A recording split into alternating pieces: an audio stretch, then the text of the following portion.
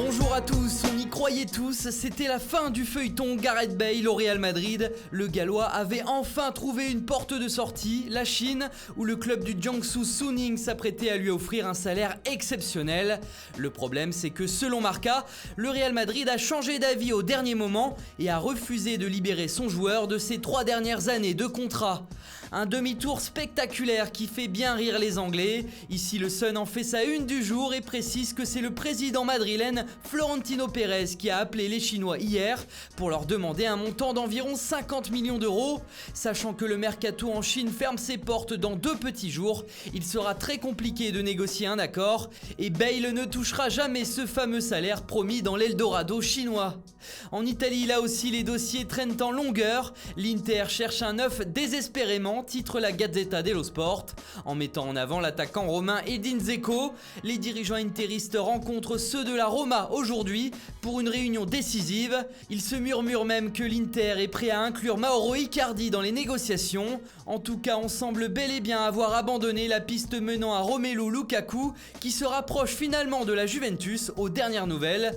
Alors en plan B, l'Inter voudrait offrir 9 millions d'euros sur 3 ans au Parisien Edinson Cavani.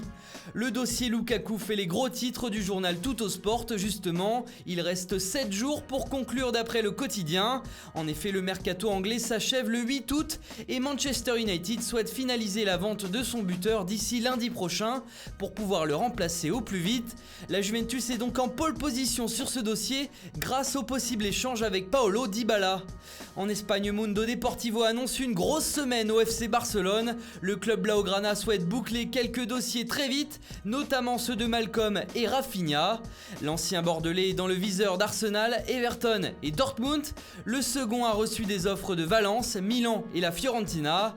Aussi, le journal espagnol nous apprend que David Alaba est toujours courtisé par le Barça et que Samuel Umtiti serait poussé vers la sortie pour pouvoir recruter l'international autrichien. Le Barça pensait même faire un échange avec le Bayern, mais le français ne veut pas quitter le club. Et enfin, on termine en Angleterre où on est surpris par la décision d'Arsenal de laisser au repos Ozil et Kolasinac face à Lyon. Leur entraîneur Unai Emery a expliqué que ces 2 joueurs n'avaient pas l'esprit à 100% au football après avoir été victime à Londres d'une tentative de carjacking où on a notamment vu Kolasinac jouer les héros et faire fuir ses agresseurs.